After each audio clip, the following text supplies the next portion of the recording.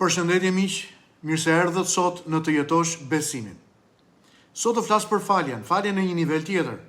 Faljen që fal, sepse njeriu që fal ka kuptuar që ai vetë është i falur.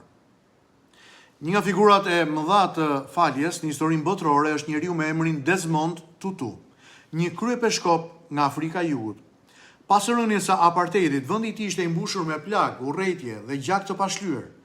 Shumë njerëz kërkonin gjakmarrje. Mirëpo Tutuja udhëhoqi komisionin kombëtar të pajtimit, ku viktimat dhe xhelatët u përballën. Ai besonte se pa falje një kom nuk do të shërohej. Pa falje nuk ka të ardhme, tha Tutuja. Falja për këtë njeri nuk ishte dobësi, por guxim. Ajo nuk fshinte të kaluarën, por e çlironte të ardhmen.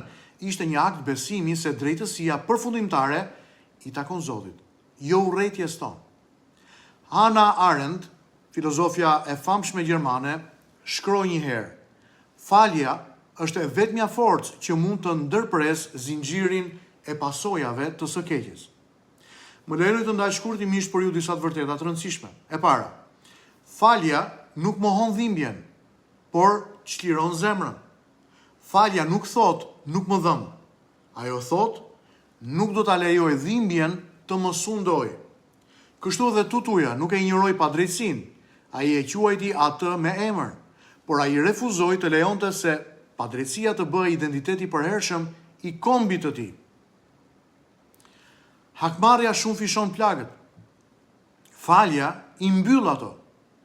Së dyti, mosfalja na mban të lidhur me të kaluarën tonë. Kur nuk falim, ne mbetemi robër të asaj që na është bërë. Fajtori vazhdon të jetojë në mendimet tona, edhe nëse nuk është më pranë nesh. Epikteti thoshte, nuk na dëmtojnë ngjarjet, por mënyra se si i mbajmë ato brenda në zemrën tonë.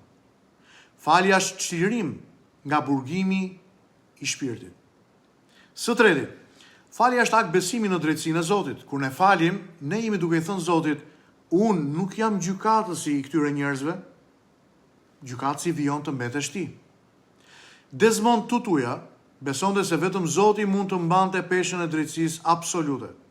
Falja jon është dorëzim i barrës që nuk është krijuar për ne.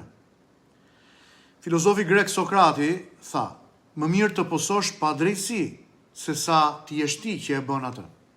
Falja është zgjedhja për të mos u bërë si ajo që na ka plagosur. Ndaj sot pyetjet janë të thella dhe personale.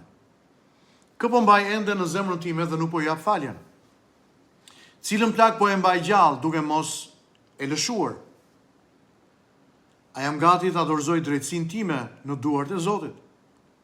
Falja që duket e pamundur sot mund të fillojë me një lutje të thjeshtë.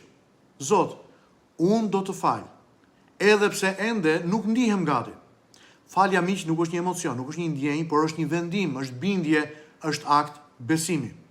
Interesante që nuk mund të ri dot këtë ditë tek kjo temë, pa përmendur atë që Nietzsche, filozofi gjerman, tha, megjithse në pjesën më të madhe të filozofisë tij unë nuk e dakordsoj, por këtë më duhet ta përmend. Dëgjoni, Nietzsche tha: ai që lufton me përbindësha duhet të ketë kujdes të mos bëhet vetë përbindësh.